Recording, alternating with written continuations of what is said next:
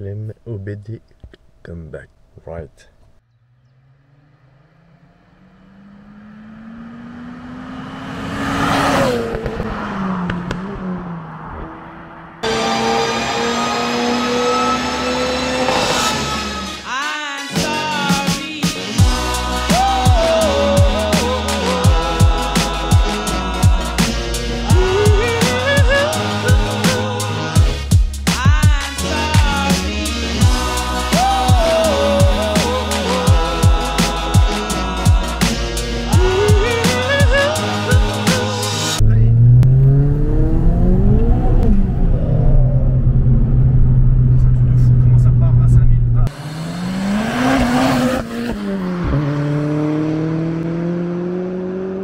Donc là on va faire un petit étalonnage, on va se mettre à 3000 tours en troisième, on va calibrer ça comme pour le banc, comme sur le banc de puissance. Allez, enregistre à peu près à 63 km/h GPS, voilà, comme ça on a l'étalonnage de fait et on va pouvoir faire une première tentative de lecture. On va faire les logs en même temps. On va faire deux accélérations aller-retour pour calculer la moyenne des deux parce que la route n'est pas parfaitement plate. On espère qu'on ne va pas trop sautiller, perdre de l'adhérence, etc. Quand on va arriver à la rupture, je vais débrayer, mettre des petits coups de gaz pour maintenir de la pression d'huile, mais laisser couler la voiture et ça va calculer le freinage naturel de la route pour calculer la puissance. Hop, t'es prêt Clem? Tu mets le log en même temps? Donc là, faut pas que je franchisse les 2000 tours. Je crois que je les ai franchis avec le...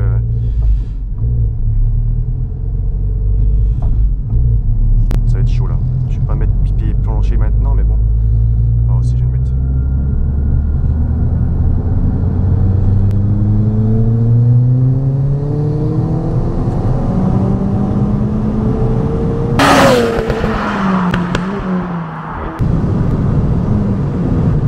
En plus le hard cut il a marché. Ah comment je suis trop content.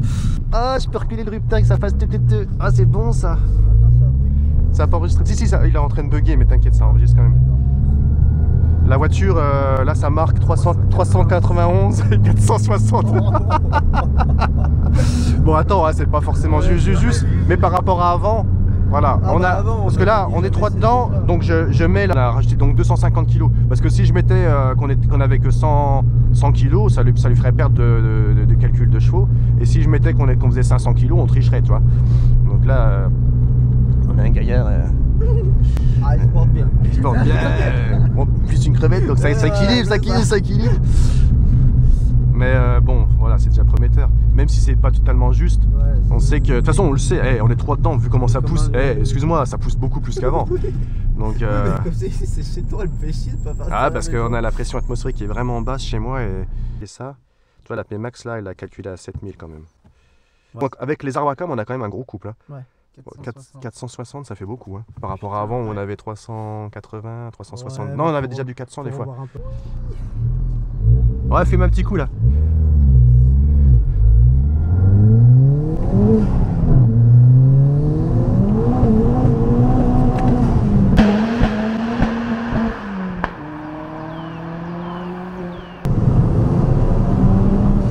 Putain, 7500 le rupteur, c'est violent. Hein. Et je suis content parce que ça putain, je suis... Oh, elle marche. Elle marche. Elle marche. Pas trop mal. Derrière tout, alors là, regarde.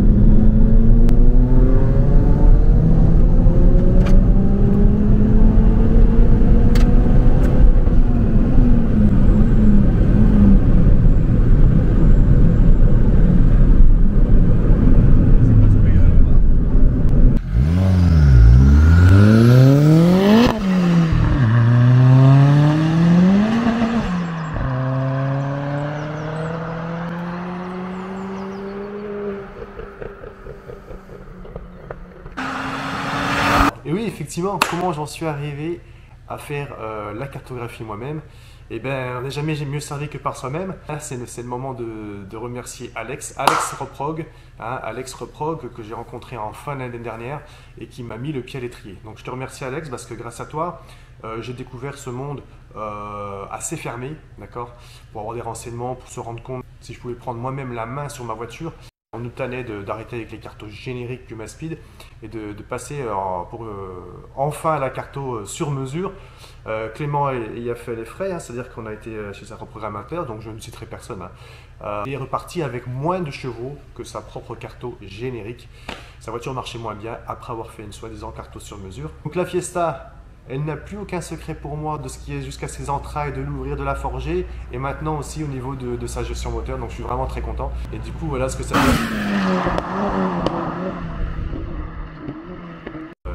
Avec une pompe Nostrum, donc on remercie aussi Nostrum, hein, thank you Nostrum. Bon. Ouais. Là, du coup, la photo, là, c'est bon, maintenant elle est valable. Ouais, je disais, la pompe, en fait, depuis qu'on l'a mise, on a gagné énormément de patates. Il nous manquait du jeu avant. Nostrum a bien joué le jeu de nous envoyer les informations, d'accord, hein, les informations qui correspondent au calibrage de cette pompe. Il faut rentrer des voltages, de l'ampérage, etc.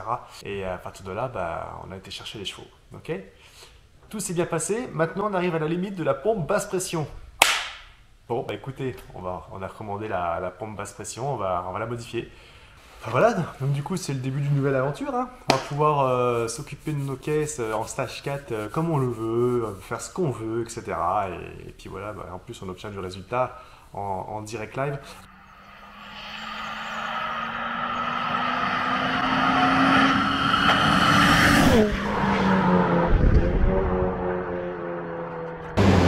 C'est ce qu'on va voir là, c'est qu'il va la passer au banc. Et tout ce que j'ai pu mesurer avec mon application se révèle assez fiable, carrément fiable, puisqu'on obtient les mêmes chiffres quasiment au banc. Ah, ça c'est génial, vous allez voir.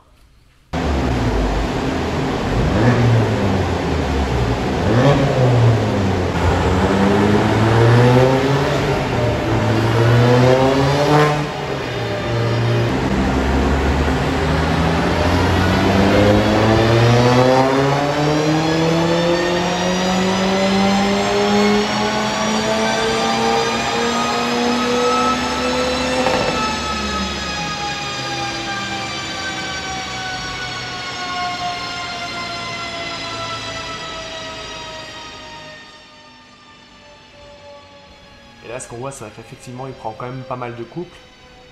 460, 450 de couple, ça commence à faire par rapport à la boîte. Donc, c'est vrai que sur le moment, le jour J, j'avais commencé à régler un petit peu plus bas les demandes et tout, et on ressentait que ça avançait, ça tirait un peu moins. Alors le petit Clément, il couinait, il voulait un peu plus, non, moins de sensations. Bon, comme on savait pas si mon application était vraiment fiable, et ben on ira réduire le couple par la suite. Pourquoi? Parce que là, en fait, on est limité à partir de 7000, on a l'AP max à 7000, et la basse pression, à partir de 7000, elle n'arrive plus à fournir. Elle n'arrive plus à fournir, donc ça s'écroule. Mais avec une pompe basse pression qui suivra la cadence de la haute pression, on pourra aller chercher les chevaux, je pense, comme j'ai vu en Angleterre, à peu près vers 7006, 7007, donc assez haut perché quand même. Et donc ce qu'on fera, c'est qu'on ira chercher les chevaux, mais on essaiera de réduire un peu le couple aux alentours de 400, 420, parce que là 450, 460, ça fait quand même beaucoup pour la boîte. On verra par la suite, mais en tout cas la voiture, c'est clair et net, elle dépassera les 400.